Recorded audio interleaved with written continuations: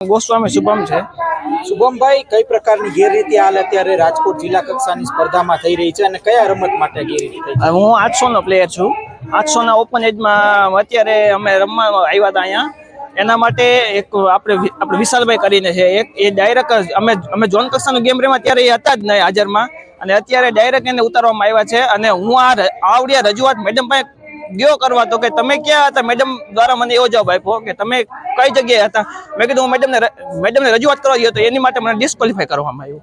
અને મારે એ સમક્ષ એ ભાઈને એને અત્યારે આપણે ડિસ્ટ્રિક્ટ લેવલની ગેમ રમાડવામાં આવી છે, અને એ ભાઈ ફર્સ્ટ આવી ગયા છે, અને અમને બધા ડિસ્ક્વોલિફાય કરવામાં આવ્યા છે। અમે લાગે છે આમાં ક્યાંક કનડગતતા કે કરી હોય, ગેરરીતિ કંઈક થઈ હોય, તમને એવું લાગે છે કે અમે ઝોન કક્ષાની જ્યારે ઇવેન્ટ ચાલુ હતી ત્યારે એ ભાઈ હાજર જ નહોતા, અને ઝોન કક્ષાની પીડીએફ આવી રિઝલ્ટની, એમાં પણ એ ભાઈનું નામ જ નહોતું, અને અત્યારે એ ભાઈને ડાયરેક્ટ અત્યારે અહીંયા રમવા આવી ગયા છે ડિસ્ટ્રિક્ટ લેવલની। તો આમાં નિયમ એવો હોય કે ઝોન કક્ષા તમે રમો પછી તમે ડિસ્ટ્રિક્ટ આપણે રમાડવાનું હોય, તો ડાયરેક્ટ ડિસ્ટ્રિક્ટ કઈ રીતના રમાડી શકે? તમે સવાલ કર્યા મેડમને?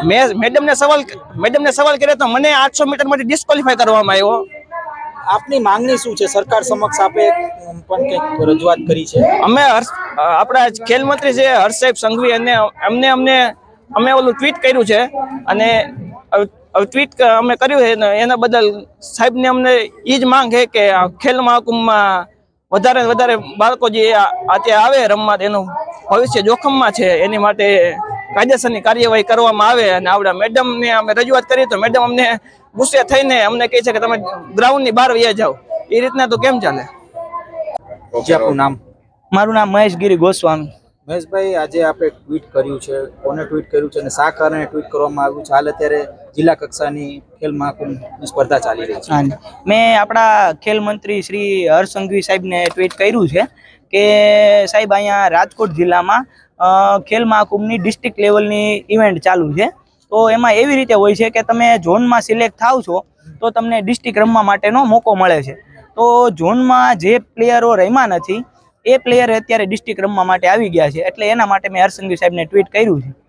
અને ખાસ તો શું કહેવામાં આવ્યું અને કોણ આ પ્રકારની ગેરરીતિ કરે છે? સાહેબ, મારા ખ્યાલથી મેં 2 પ્લેયરને મારી નજર સામે, એક વિશાલભાઈ કરીને પ્લેયર છે એ જે ઝોન નથી રમેલા છતાં અત્યારે ડાયરેક્ટ ડિસ્ટ્રિક્ટમાં 800 મીટરની રેસ રમ્યા છે અને જીતી ગયા છે। અને એની સામે મારા એક મિત્ર શુભમગીરી ગોસ્વામી, એમણે ઓબ્જેક્શન ઉપાડ્યો કે આવી રીતે ના ચાલે, તો એમને ડિસ્ક્વોલિફાય કરી દેવામાં આવ્યા છે રમા મેડમ, જે સિનિયર કોચ છે રાજકોટ ડિસ્ટ્રિક્ટના, એમના દ્વારા। અને ખાસ તો કઈ પ્રકારની આપની માંગણી છે? મારી માંગણી એવી છે કે જે આ ગેરરીતિ થઈ છે એ પ્લેયરને ડિસ્ક્વોલિફાય કરવા જોઈએ અને સિનિયર કોચ સામે કાયદેસરના પગલાં લેવા જોઈએ। શું કહેવામાં આવ્યું સિનિયર કોચ દ્વારા આપને? સિનિયર કોચને મેં રજૂઆત કરી તો મારા સામે જોરોથી રાડું નાખવા માંડ્યા અને મને ગ્રાઉન્ડની બહાર કાઢી મૂક્યો, અને મને ધમકીઓ મળી કે તમને કલેક્ટર ઓફિસે જઈને હું તમારી કમ્પ્લેન કરીશ।